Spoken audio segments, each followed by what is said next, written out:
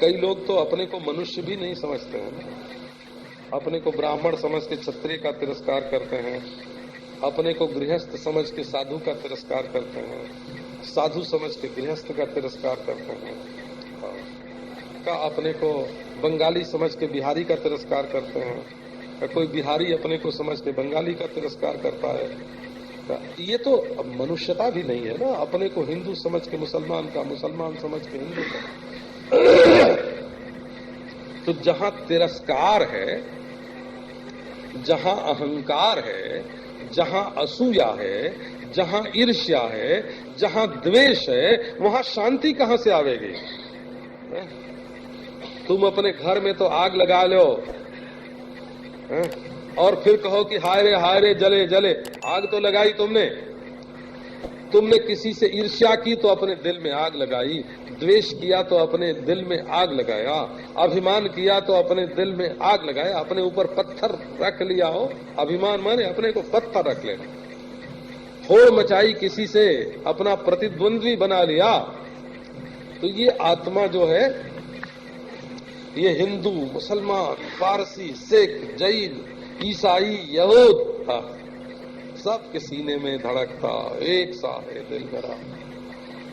सम है, मेय में सम है, मान में सम है और माता में सम है।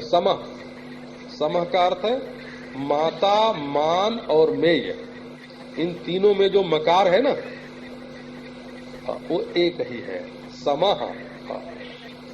स माने सह और म माने मकारा। सम कौन है? मे माने जो मालूम पड़ता है, और मान माने जिससे मालूम पड़ता है, और माता माने जिसको मालूम पड़ता है। ये जो लोग आभासवादी हैं, अब भाई 16 धान 22 पसेरी की बात तो जुदा है। वो कहते हैं कि अंतःकरण की वृत्ति में एक आभास चैतन्य होता है, और फिर वो प्रमाण वृत्ति पर आरूढ़ होकर के प्रमेयावच्छिन्न चैतन्य से जब जाकर एक होता है, तब वस्तु का ज्ञान होता है। इसको आभासवादी को। अवच्छेदवादी कहते हैं कि जब तुम प्रमेय में चैतन्य का आभास नहीं मानते हो, प्रमेयावच्छिन्न चैतन्य से ऐक्य मान करके ही व्यवहार का निर्वाह करते हो, तो प्रमाण वृत्ति में आभास को क्यों मानते हो? अंतःकरण में आभास को क्यों मानते हो? ऐसे क्यों नहीं कहते कि अंतःकरणावच्छिन्न चैतन्य, प्रमाणावच्छिन्न चैतन्य, प्रमेयावच्छिन्न चैतन्य? ऐसे ही क्यों नहीं बोलते? ये बीच में एक आभास और प्रतिबिंब काहे को घुसेड़ते हो? क्यों कि जब अंत में तुम्हें घटावच्छिन्न चैतन्य ही मानना पड़ता है, घटाभास चैतन्य नहीं मानना पड़ता, क्योंकि घट में वृत्ति नहीं है, तो वहां घट में तो आभास है नहीं है।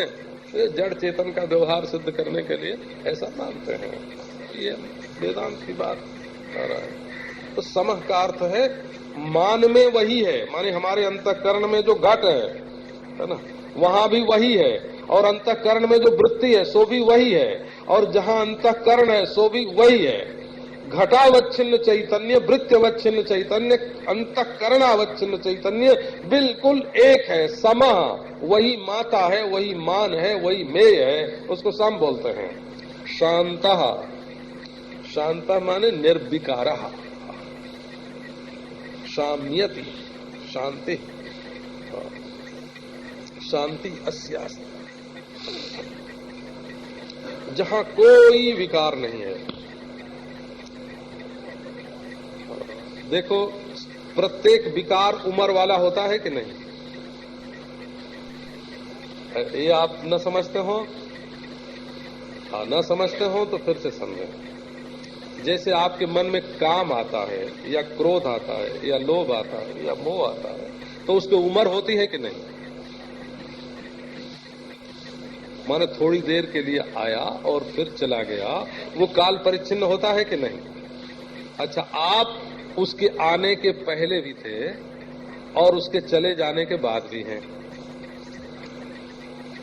तो आप विकार से परिच्छिन्न तो नहीं है। आप हैं घर के मालिक और उसमें कई मेहमान आए और चले गए, तो आप विकारी कैसे बनेंगे? तो विकारी तब बनेंगे जब उस आए हुए विकार को हमेशा के लिए रख लेना चाहेंगे, या हमेशा के लिए उसको मना कर देंगे कि तुम मत आओ। वो तो कभी कभी आता रहेगा, रोज रोज रात में अंधेरा आवेगा, चंद्रमा में घटना बढ़ना रोज रोज होगा, दिन रोज रोज घटेगा बढ़ेगा, है ना।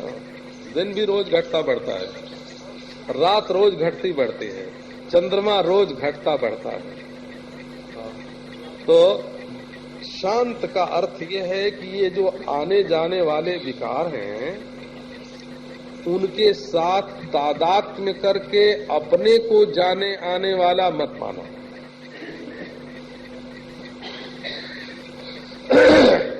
गुंडे के साथ तुम व्यापार क्यों करते हो? अपना पार्क के अंदर उसको क्यों बनाते हो? जब तुम समझते हो कि ये गुंडा है और इसका कोई ठिकाना नहीं है कि ये रहेगा कि जाएगा,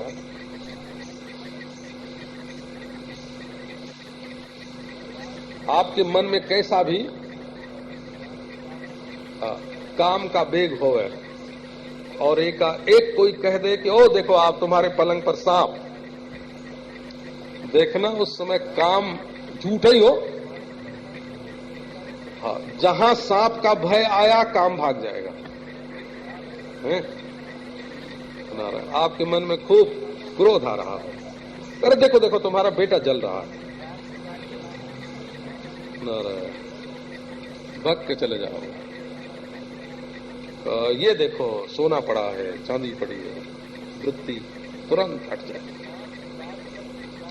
कैसा भी भोजन का परमा आनंद आ रहा हो, झूठे कोई आके कह दे कि तुम्हारा एक रिश्तेदार मर गया है, देखो भोजन कैसा हो जाता है। इसका मतलब क्या है कि इन सारी बातों पर अपने मन के विकारों का असर पड़ता है। हाँ, झूठी बात हो,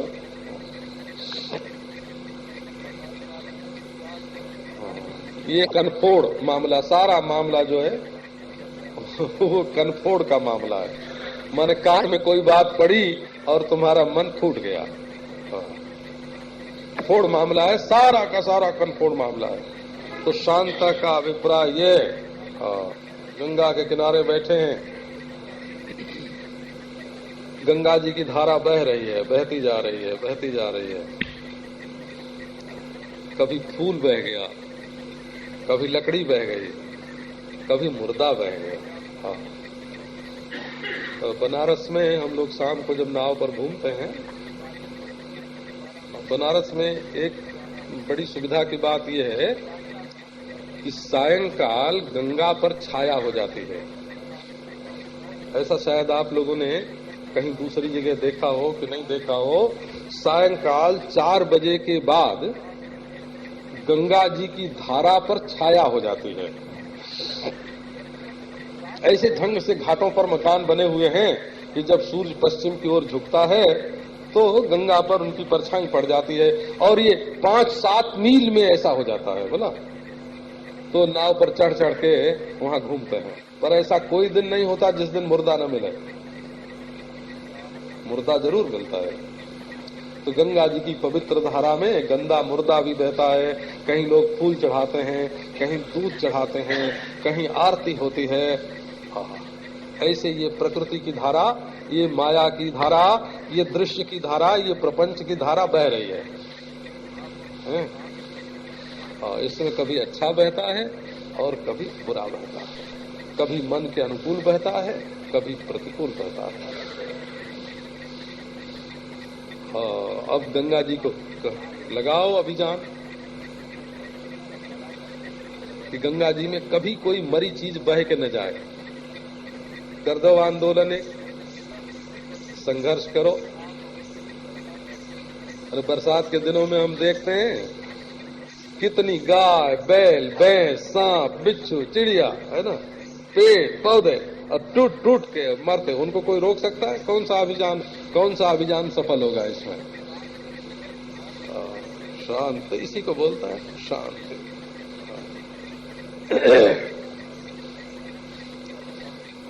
ये बात आप अपने मन को देखिए।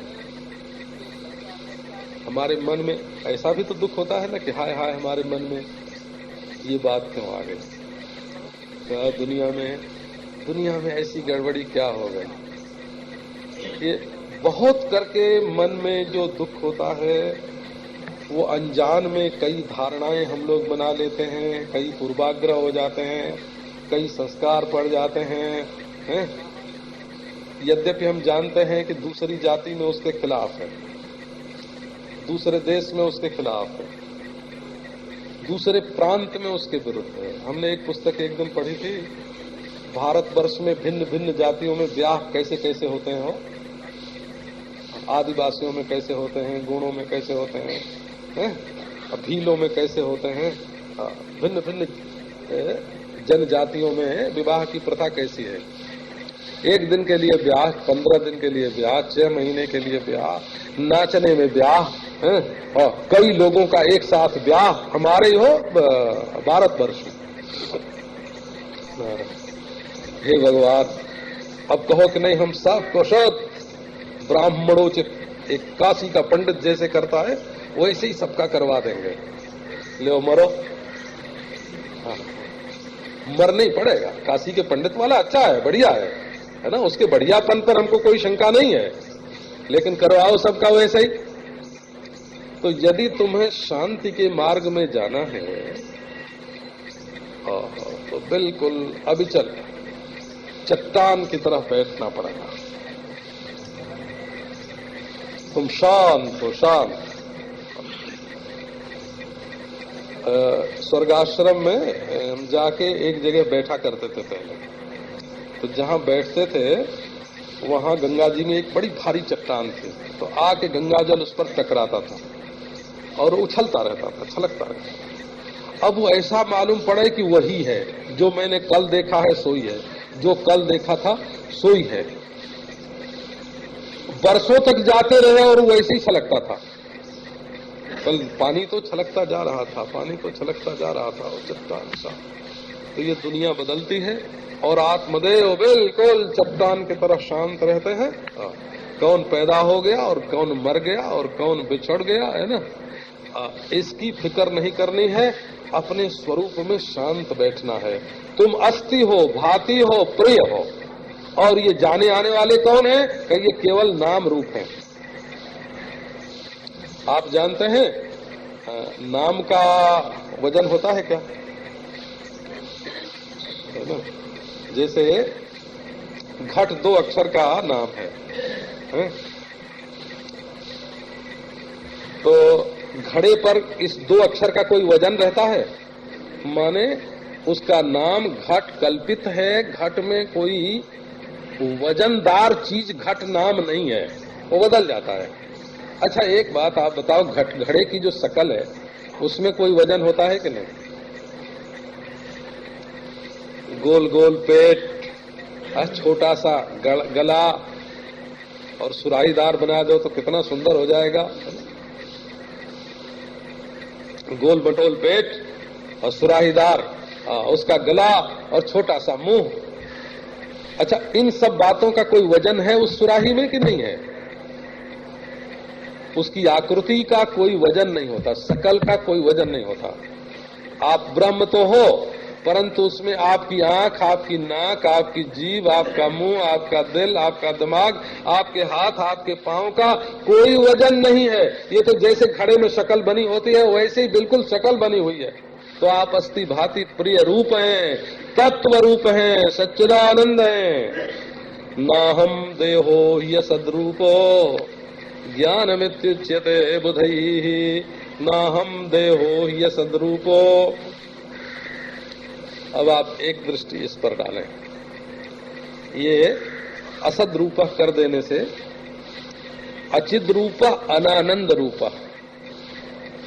अशांत रूपः असम रूपः, ये सब अर्थ इसका हो जाएगा। क्योंकि सच्चिदानंद लक्षणों में से सत को निकाल करके बताया असद्रूपः, ये देह कैसा है, तो जिसके लिए महाराज देह के संबंधियों के लिए ही मनुष्य अन्याय करता है सृष्टि में। एक सज्जन कल बोल रहे थे कि भारत में लोग इतना संग्रह करने का ख्याल नहीं करते हैं, तो कोई कह रहे हैं तो इस कारण क्या है, कब बेटा और बहू जो होगी ना, तो ब्याह करते ही उसको अलग कर देंगे कि कमाओ खाओ, और माँ बाप से खुद ही अलग हो चुके हैं, तो परिवार का कोई बोझ नहीं होता। और हमारे यहाँ के लोग समझते हैं कि हमारा बेटा तो अयोग्य होगा, कमाए कि न कमाए तो हम रख सकें, तो खुद भूखे रह के भी बेटे के लिए रखते हैं, खुद कपड़ा मामूली पहनते हैं, बेटे को अच्छा पहनाते हैं। ये मोह का जो प्रसर है ना, मोह का प्रसर, भारी मोह। कुंडली में धन मिलने का योग है, बेटे की कुंडली में नहीं है, तो हम ही रख चले। इतना बदकिस्मत है तुम्हारा बेटा, तो बोले हमारी बुद्धि है कमाने की और उसकी बुद्धि कमाने की नहीं है। तो देखो, ये देह असद रूप है। जहां देह में मैं हुआ, देह माने हड्डी, मांस, चाम, विष्ठा, मूत्र, नाक बाहर को निकली हुई और जीभ पर्दे में बैठी हुई। जीभ पर्दा नशीन है, जीभ पर्दा नशीन है, नाक आगे निकली हुई है, और आंख कभी पर्दा करती है और कभी उठाती है, चम चम चमकती रहती है, कान के छेद हमेशा खुले रहते हैं। दूसरे की बात जो है ना, दूसरे का उपदेश हमेशा सुनना चाहिए, कभी बाहर भी देखना चाहिए, कभी ध्यान भी करना चाहिए। जिह्वा बहुत गुप्त है, हर चीज पर ये नहीं चलनी चाहिए। तो ये जो ऐसा ये ठटरी ठाठ जो बना है, हे नारायण, असद रूप है। असद रूप है माने हमेशा रहने वाला नहीं है। एक बात, हर जगह रहने वाला नहीं है। समुद्र में जाएगा तो गल जाएगा, हर जगह रहने वाला नहीं है, हर समय रहने वाला नहीं है, और हर रूप में रहने वाला नहीं है, और इसका कोई वजन नहीं है, इसका कोई एक नाम नहीं है, इसका कोई एक वजन नहीं है। इसमें अस्ति भांति प्रिय की विषयता तो है, परंतु अस्ति भांति प्रिय रूपता नहीं है। ऐसा ये शरीर है। तो इसको तुम अहम मान के बैठे हो कि ये मैं हूं।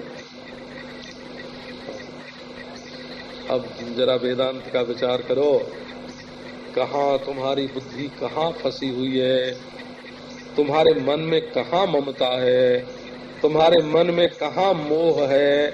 आखिर भाई ये परमार्थ का मार्ग है। इसमें यदि तुम केवल पैसों का ही विचार करते रहोगे तो तत्व का विचार कैसे होगा?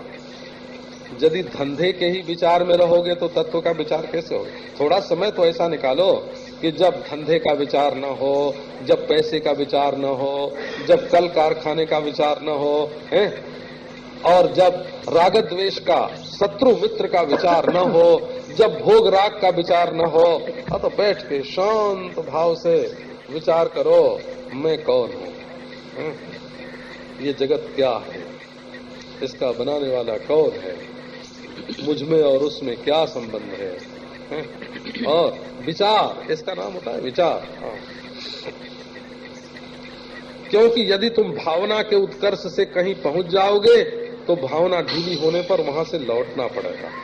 कर्म के फल से कहीं पहुंच जाओगे तो कर्म समाप्त होने पर वहां से लौटना पड़ेगा। यदि कोई समाधि बमारी लग जाएगी तुमको, है ना, तो वो टूट जाएगी, लगी हुई चीज टूट जाएगी।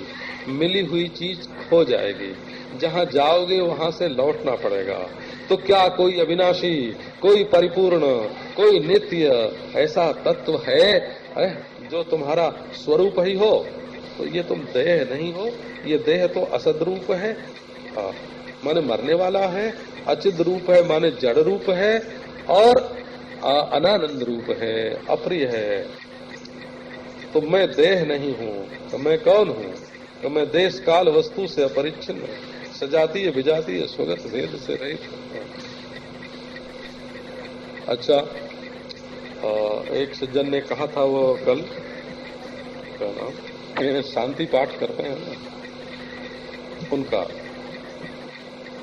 तो कौन सा पहले बोलते हैं, तो जो है वो स्वस्तिना इंद्रो से है बोला वेदों में। तो एक उसका अर्थ स्वस्तिना इंद्रो वृद्धश्रवा। वृद्धश्रवा माने जशस्वी, जिसका जस सारी दुनिया में फैला हुआ है, वृद्धश्रवा। और इंद्र माने हाथ का देवता। स्वस्ति न इंद्रो, नो नहीं बोलना, न बोलना, स्वस्ति न इंद्रो वृद्धश्रवा।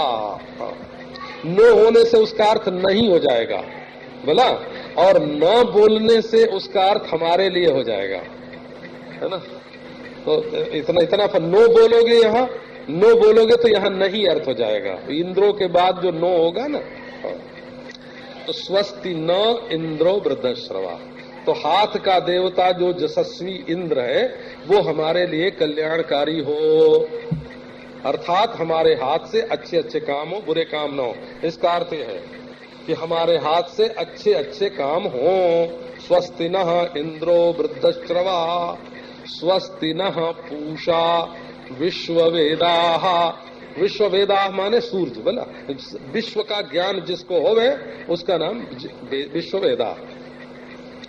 विश्व माने दुनिया और वेद माने ज्ञान, सबका ज्ञान जिससे होवे उसको बोलेंगे विश्ववेदा। और पूषा माने सूर्य देवता बोला, आंख के देवता, माने सबका ज्ञान कराने वाला आंखों का जो देवता है सूर्य, वो हमारे लिए स्वस्ति माने हमारे सुजीवन का हेतु बने।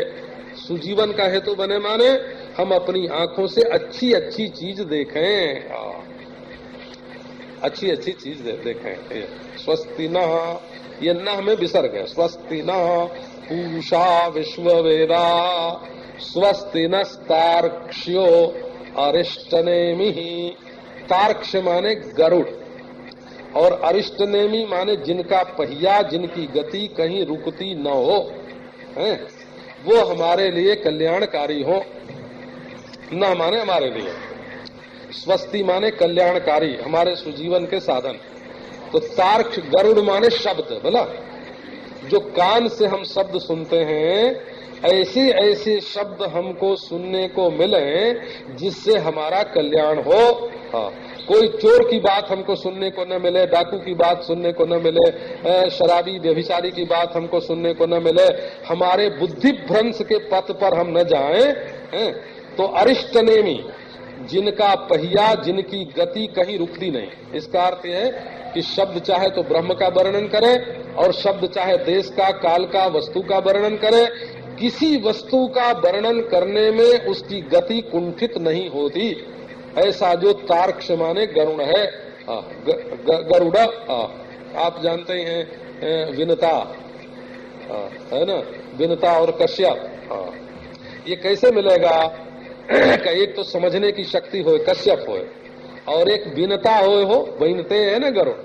विनता माने विनय हो, श्रोता विनयी हो, श्रद्धालु हो, श्रोता विनयी हो, और पिता जो है, वक्ता जो है, वो दृष्टि दान करने वाला होए, और उससे जो शब्द आकर के हमारे कान में पड़े वो हमारे लिए कल्याणकारी हो। स्वस्तिनस्तार्क्ष्यो अरिष्टनेमि, स्वस्तिनो बृहस्पतिर दधातु। बृहस्पति माने बृहति पति, वाक के देवता, वाणी के देवता बृहस्पति, वो हमारे लिए कल्याणकारी हों, अर्थात हम अपने मुंह से ऐसी ऐसी बात बोलें, है ना। ऐसी ऐसी बात अपने मुंह से बोले जिससे अपना भी कल्याण हो और दूसरों का भी कल्याण हो। किसी को अमंगल अशुभ के मार्ग में हम प्रेरणा न दें। हैं? तो स्वस्तिनो बृहस्पतिर दधातु, दधातु माने धारण करें, और स्वस्ति माने अस्थि में ही सु जुड़ गया तो स्वस्ति हो गया। ये अव्यय है। अव्यय माने हमारा जीवन जो है वो अव्यय अविनाशी परमात्मा से एक होवे, सुजीवन बने। ये पहले मंत्र में बात है। अब दूसरे मंत्र की कल सुना दूंगा।